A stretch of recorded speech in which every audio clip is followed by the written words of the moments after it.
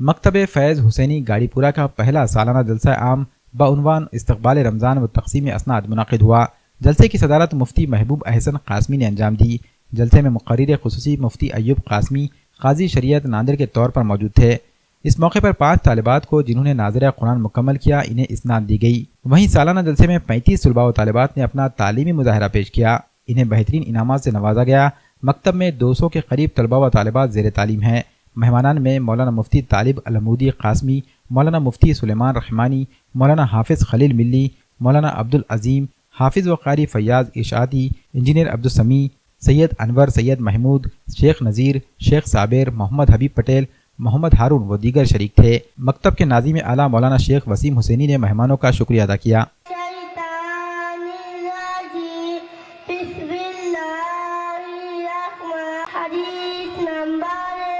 ثمر الجنة لا قسم سلام